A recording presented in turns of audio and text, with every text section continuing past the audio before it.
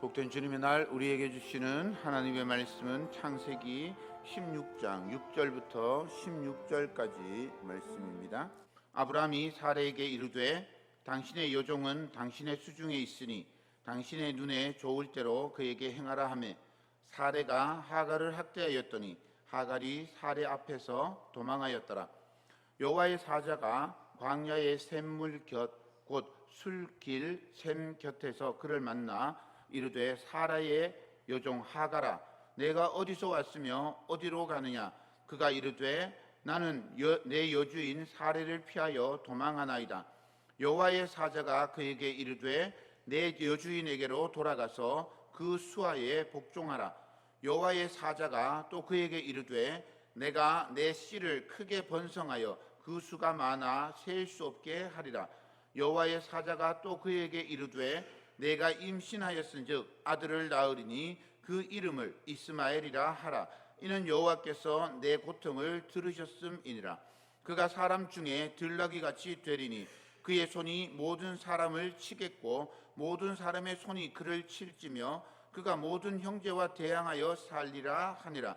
하갈이 자기에게 이르신 여호와의 이름을 나를 살피시는 하나님이라 하였으니 이는 내가 어떻게 여기서 나를 살피시는 하나님을 배웠는고 함이라.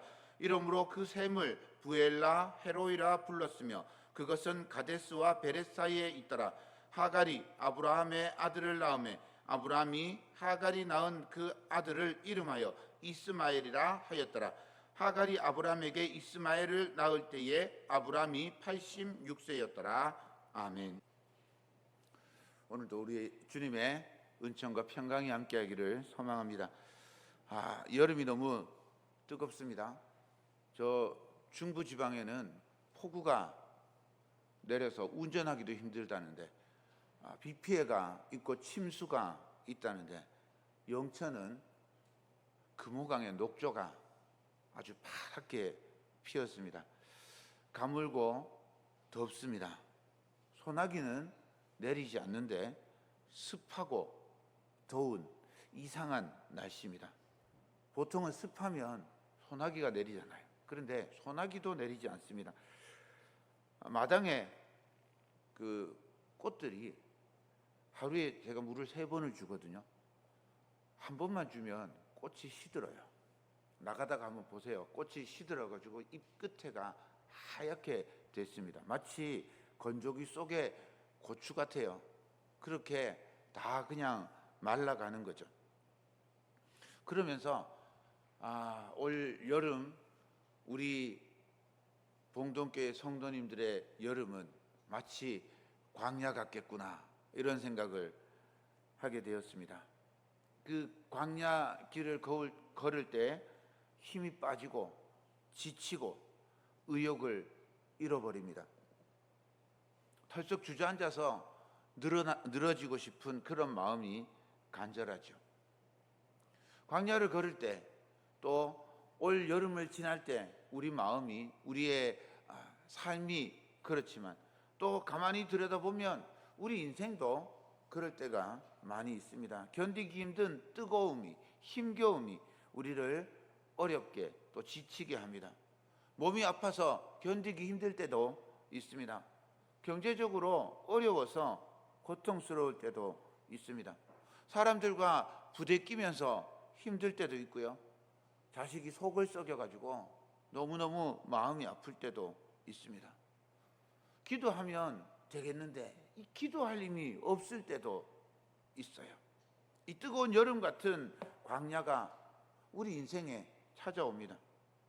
뜨거운 2026년 이 여름 같은 광야는 우리를 힘들게 하고 또 좌절과 절망하게 하는 이 뜨거운 열기가 우리를 덮쳐옵니다. 그런데 성경을 보면요, 이 뜨거운 광야에 우리가 지치고 절망하고 좌절하는 광야에 하나님이 찾아오십니다. 우리 이 여름에 그냥 힘들게 지내지 마시고 우리를 찾아오시는 하나님과 만나면서 우리 하나님이 주시는 힘으로 살아가는 귀한 날 되시기를 축원드립니다.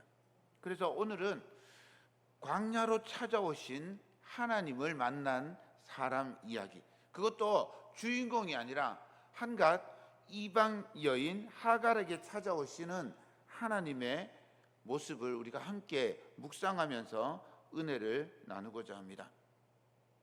하갈은 들어보기는 좀 했어요, 그죠? 아브라함 이야기를 하면 하갈 이야기가 꼭 나오기 때문에 하갈에 대해서 우리가 들어보기는 했는데 하갈에 대해서 깊이 묵상해 보기는 쉽지 않았을 겁니다. 사라에게 여종이 한 명만 있었을 리도 없고, 사라는 부자잖아요. 아브라함도 부자예요. 그런데 하갈이 믿음의 조상 아브라함의 아내 사라의 여종으로 있었다는, 몸종으로 있었다는 이유로 어찌어찌 해서 아브라함의 첩이 되었습니다. 지금은 없는 거니까 예전에는 있었으니 제가 그냥 그 용어로 그대로 사용합니다. 사라가 보기에 자기에게 있는 여러 몸종들 중에서 그래도 나이도 젊고 주어진 일을 잘 감당하는 충성스러운 여인이 하갈이었을 겁니다. 그래서 사라가 보기에 아무래도 아브라함의 대를 이을 자식, 그러니까 대를 이을 이 첩으로는 하갈이 적당하다. 몸도 젊고 건강하고 마음도 착하고 똑똑하다, 이렇게 생각했을 겁니다. 그렇지 않으면 하갈은 아주 간사해서 사라의 마음을 들었다 놨다 이렇게 하는 그런 아부만 일삼는 여인이었을 겁니다. 그런데 그걸 사라가 알아보지 못하고 첩으로 들였을 수도 있습니다. 아마 그러지는 않았을 것 같은데, 어쨌든 사라의 마음에는 이 하나님께서 약속을 해주셨어요. 아브라함의 씨가 큰 민족을 이루게 될 거다. 약속은 있는데 사라는 임신할 기미가 보이지 않는 겁니다. 임신할 자식을 낳을 소망이 없어요. 그래서 사라의 눈에 아기를 낳을 첩을 두면 좋겠다. 그래서 대를 이을 수 있겠다, 이런 생각을 하게 된 겁니다. 그래서 하갈을 첩으로 드리게 되었어요. 오늘 본문 앞에 16장 2절을 보면 이 하갈과 사라의 관계가 좀 애매합니다. 사레가 아브라함에게 이르되 여호와께서 내 출산을 허락하지 아니하셨으니 원하건대 내 여종에게 들어가라. 내가 혹 그로 말미암아 자녀를 얻을까 하노라 하며 아브라함이 사레의 말을 들으니라. 아브라함, 사레 이렇게 안 하고 그냥 나중에 바뀐 이름 아브라함과 사라로 부르도록 하겠습니다.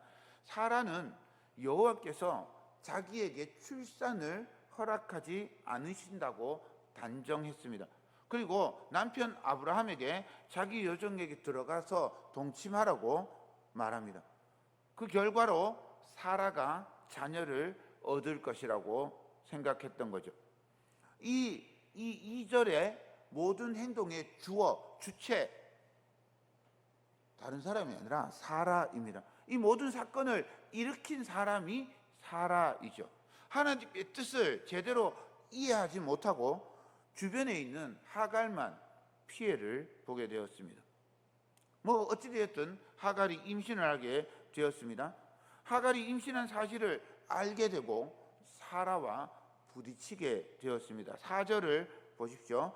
아브라함이 하갈과 동침하였더니 하갈이 임신함에 그가 자기의 임신함을 알고 그의 여주인을 멸시한지라. 여기 멸시라고 하는 말이 히브리 말로 풀었으면 자기 눈으로 가볍게 여겼다라는 뜻입니다. 자기 눈으로 가볍게 보았다. 이게 어떤 의미인지 정확하게는 알 수가 없어요. 하갈의 눈으로 가볍게 사라를 보았다. 사라를 하찮게 보았다, 이렇게 생각할 수도 있고, 반대로 사라가 보기에 하갈이 사라를 업신여겼다고 느꼈다고 생각할 수도 있는 겁니다. 하갈은 원래 종이었습니다. 당시 고대의 종은 의견도 없고 생각도 없는 그냥 기계 같은 존재입니다. 그런데 임신한 순간에 하갈은 자기 눈으로 사라를 보게 된 겁니다. 자신이 두 번째 아내가 될 수 있다는 생각을 하니 그런 생각을 가지고 사라를 보니 사라가 늙고 보잘것없게 보였을 겁니다.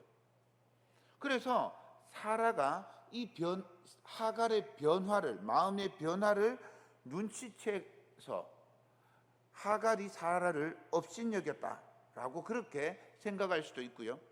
또 사라가 자격지심을 가질 수 있잖아요. 나는 임신을 못했는데, 첩으로 들였는데 하갈은 바로 임신을 하니 자격지심을 가지고 저 하갈을 미워하는 마음으로 하갈을 보니까 하갈의 눈이 이상한 거예요. 하갈이 나를 업신여긴다라고 그렇게 생각을 했던 거죠. 그래서 사라는 아브라함에게 자기가 멸시받고 모욕을 느꼈다고 말합니다.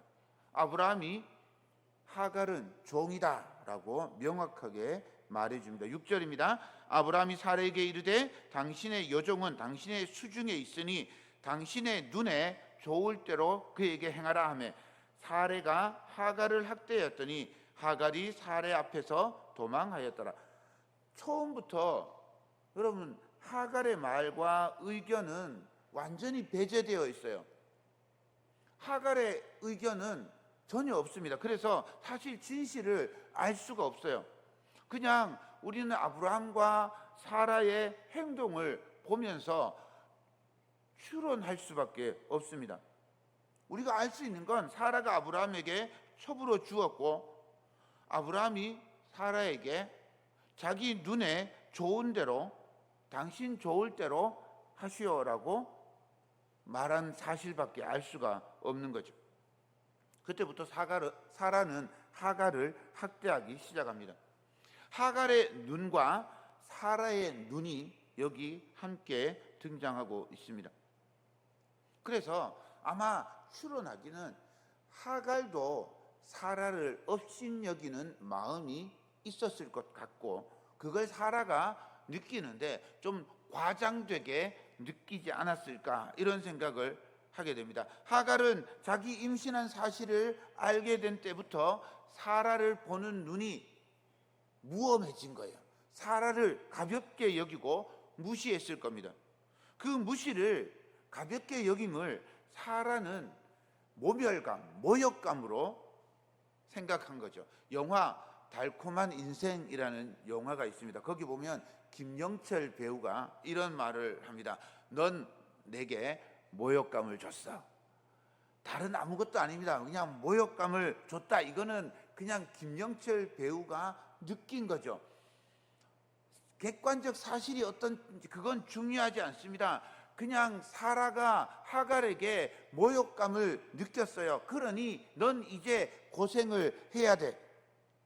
학대가 얼마나 심했던지 하갈이 견디지 못하고 사라의 눈앞에서 도망을 칩니다. 아무 대책도 없이 길을 나선 거죠. 고향 애굽이 얼마나 먼 길인지도 모른 채 무작정 남쪽으로 내려간 거예요. 7절을 보십시오. 여호와의 사자가 광야의 샘물 곁 곧 술길 샘 곁에서 그를 만나니, 술길이라고 되어 있는데 이게 수르 광야라고 합니다. 가나안에서 애굽으로 가는 길에 있는 넓은 광야예요. 이스라엘 백성이 애굽에서 나와서 수르 광야를 지납니다. 사흘길을 지나서 물이 없어서 하나님을 원망합니다. 학자들에 따라서 차이가 있는데 짧게는 60km, 길게는 200km까지 이 수르 광야가 펼쳐져 있다고 합니다. 그런데 아무런 대책도 없이 물 한 방울 없이 그냥 무작정 간 거예요. 그런데 마침 하갈이 광야의 샘물을 발견하고 거기에 있는데 여호와의 사자가 하갈을 찾아와서 묻습니다. 하갈은 사라의 학대에서 벗어나기를 바라고 무작정 도망쳤는데 하나님께서 하갈을 찾아오셨습니다. 하나님은 이때 하갈의 편에서 생각하기에 하나님은 아브라함과 사라의 하나님이에요. 성경은 계속 얘기하잖아요. 아브라함과 이삭과 야곱의 하나님이라고. 하나님은 아브라함의 하나님인데 고작 여종, 이방인 여종 하갈의 하나님으로 찾아오신 거예요. 얼마나 놀라운 일입니까? 하나님께서 하갈을 찾아오셔서 말씀하십니다. 8절입니다. 이르되 사라의 여종 하갈아, 내가 어디서 왔으며 어디로 가느냐? 그가 이르되 나는 내 여주인 사라를 피하여 도망하나이다. 아브라함과 사라가 이 아브라함 이야기의 주인공이잖아요. 그래서 우리는 읽을 때 늘 이 주인공 입장에서 성경을 읽습니다. 그런데 하나님께서 조연도 아닌 보조 출연자, 엑스트라, 완전히 주변 사람 취급도 받지 못하는 이방 여인 하갈에게 찾아오십니다. 하갈에게 그냥 찾아오시는 것만이 아니라 하갈의 이름을 불러주시는 거예요. 하갈의 이름 뜻이 도망자라는 뜻입니다. 나그네라는 뜻이에요. 이 도망자 나그네, 그 여종의 어느 역사 한 틈에서 그냥 사라져서 아무도 모르고 관심조차 기울이지 않을 이 여종에게 하나님께서 찾아오셔서 이름을 불러주시는 거예요. 사랑하는 여러분, 하나님께서 오늘도 저와 여러분의 이름을 부르시며 찾아오시고 우리와 함께 하시는 줄 믿습니다. 2010년에 칠레가 어딘지 모르죠. 저 아메리카 남쪽에 길쭉하게 생긴 나라가 있습니다. 그 칠레 산호세라는 곳에 광산이 있었는데 이 광산이 무너졌어요. 그 막장에 있던 33명의 광부가 지하 700m 막장에 갇혔습니다. 생존 가능성이 전혀 없어요. 그 안에 온도가 30도가 넘어요. 습도는 90도가 넘었답니다. 빛이 들어오지 않아요. 그 공포 속에 33명이 갇혀 있었어요. 무려 69일 동안 갇혀 있었습니다. 그 절망 가운데 호세 엘리키스라고 하는 사람이 함께 있었습니다. 이 호세 엘리키스라고 하는 사람이요, 32명의 광부와 함께 매일 하나님의 말씀을 묵상하고 기도하고 하나님께 무릎을 꿇었습니다.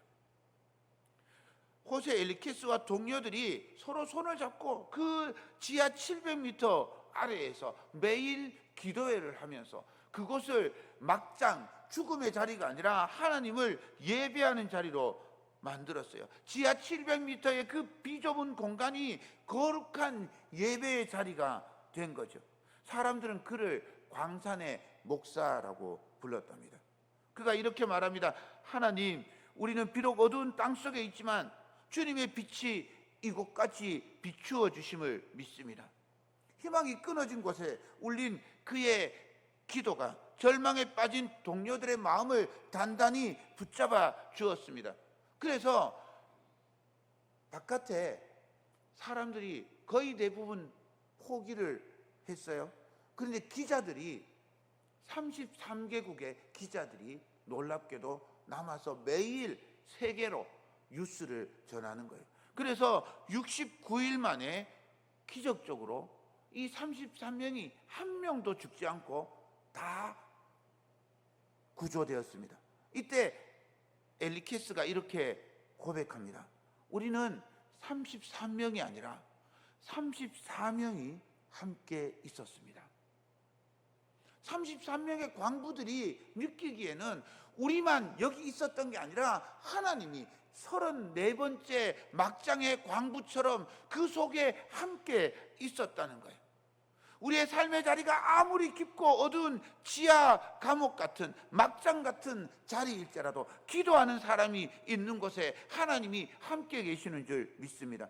가장 깊은 절망 가운데 찾아오시는 하나님과 동행하며 절망을 소망으로 바꾸는 은혜를 누리는 이 여름이 되기를 축복합니다. 성경은요, 끊임없이 찾아오시는 하나님에 대해서 소개해 줍니다. 범죄한 아담이 에덴 동산에 숨었을 때 하나님께서 먼저 찾아오시고 말씀하십니다. 아담아, 내가 어디 있느냐? 죄와 사망의 사슬에 매여 있던 우리를 구원하시기 위해서 독생자 예수 그리스도께서 우리를 찾아오셨습니다.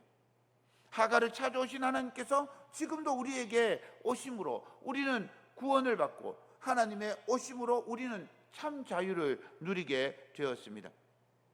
하갈을 찾아오신 하나님은 하갈의 자유가 단지 학대의 자리를 피하는 것으로 해결되고 얻을 수 있는 그런 게 아니라고 깨우쳐 주십니다. 하나님의 때를 약속해 주시죠. 어쩌면 하갈의 편에서 생각하면 하나님의 이 말씀이 야속하게 들릴 수 있습니다. 다시 그 학대 속으로 들어가야 하는 거예요. 어쩌면 치가 떨리는 분노 또는 공포, 두려움이 있었을 겁니다. 하지만 하나님께서 친히 이방 여종의 이름을 불러주시며 하갈이 결코 세상에 버려진 존재가 아니라 하나님의 눈 아래에 있는 소중한 삶인 것을 깨닫게 해주십니다. 10절을 보십시오. 여호와의 사자가 또 그에게 이르되 내가 내 씨를 크게 번성하여 그 수가 많아 셀 수 없게 하리라. 하나님께서 하갈에게 후손이 번성할 것을 약속해 주셨습니다. 성경에 사라와 리브가에게 후손이 나올 걸 약속해 주지만 하갈은 아브라함이 받았던 약속을 받은 여인입니다. 한갓 이방인 여종에게 하나님께서 큰 민족을 약속해 주셨습니다. 사랑하는 여러분, 오늘 하갈을 통해서 우리에게 위로와 소망이 있기를 소망합니다. 때때로 우리가 찌는 듯한 더위와 햇볕으로 광야 같은 고난이 임한다고 느낄 때 그 광야로 찾아오시는 하나님께서 우리의 삶에도 찾아오시고 하갈에게 약속하시듯 우리에게도 약속을 주시는 줄 믿습니다. 고난과 어려움을 넘어서 하나님께서 주시는 생명의 약속이 있음을 믿고 힘을 내고 살아가는 저와 여러분이 되기를 소망합니다. 한편 하나님은 이 하갈의 고통과 울음소리를 들으십니다. 11절입니다. 여호와의 사자가 또 그에게 이르되 내가 임신하였은즉 아들을 낳으리니 그 이름을 이스마엘이라 하라. 이는 여호와께서 내 고통을 들으셨음이니라. 이스마엘은 하나님께서 들으셨다라고 하는 뜻입니다. 여종 하갈은 주인 사라에게 억울한 일과 학대를 당하면서도 제대로 울지도 못하고 견디다 못해서 도망했습니다.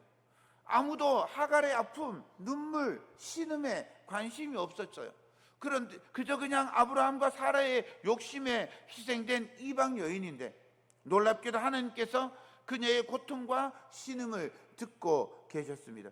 하갈은 평생 아들 이름을 부를 때마다 이 날을 기억했을 겁니다. 이스마엘을 부를 때마다 하나님께서 나의 그 처절했던 고통 가운데 새어나온 눈물, 울음을 들어주셨지. 내가 광야에서 죽을 위기에 처해 있을 때 그 죽음의 자리에서 하나님이 찾아오셔서 나에게 생명을, 소망을, 약속을 주셨지. 하갈은 그 힘으로 살아갈 수 있었습니다. 하나님께 하갈에게 찾아오셔서 이름을 불러주시며 사라에게 돌아가라 말씀하실 때 하나님께서 세 가지 약속을 해줍니다. 내 자녀가 번성할 것이다. 그 아들의 이름을 이스마엘이라 부르라. 그가 참 자유인이 될 것이다. 어쩌면 하갈은요, 여성 아브라함처럼 가나안 땅으로 들어가게 되는 것 같습니다. 당장은 고난이고 피하기 어려운 어려움이지만 그 길 끝에 하나님의 약속이 있습니다. 이제 하갈은 혼자가 아닙니다. 하갈은 비록 여종의 삶을 살고 계속해서 고난이 있지만 광야 같은 삶 속에서 이스마엘을 부를 때마다 하나님께서 지금도 여전히 내 눈물과 기도를 들으시고 내 삶의 새로운 역사를 약속해 주심을 믿습니다. 그 약속을 힘입어서 고난의 길을 견디고 마침내 승리하게 될 겁니다. 하갈의 신음과 울음을 들으시는 하나님께서 오늘도 우리의 눈물과 기도를 들으시는 줄 믿습니다. 하나님을 만나고 하나님의 약속을 받은 하갈은 이제 하나님께 고백할 수 있습니다. 13절과 14절입니다. 하갈이 자기에게 이르신 여호와의 이름을 나를 살피시는 하나님이라 하였으니 이는 내가 어떻게 여기서 나를 살피시는 하나님을 배웠는고 함이라. 이러므로 그 샘을 부엘라 헤로이라 불렀으며 그것은 가데스와 베렛 사이에 있더라. 나를 살피시는 하나님, 히브리 말로 엘로이라고 합니다. 하갈은 몰랐습니다. 자신은 애굽에서 버려진 아무도 관심을 두지 않는 불쌍히 여기지 않는 여종이라고만 생각했습니다. 그런데 엘로이 하나님께서 하갈을 살피시고 돌보시며 그 길을 인도하시는 분임을 깨달았습니다. 세월이 흘러서 하갈은 다시 광야로 내몰립니다. 이번에는 16살 된 아들 이스마엘과 함께 아브라함의 집에서 쫓겨나서 부엘세바 광야에 물 한 가죽 부대만 가지고 견디다 못해서 물이 떨어져서 죽게 되는 상황에 처합니다. 그때 하갈은 하나님께 기도합니다.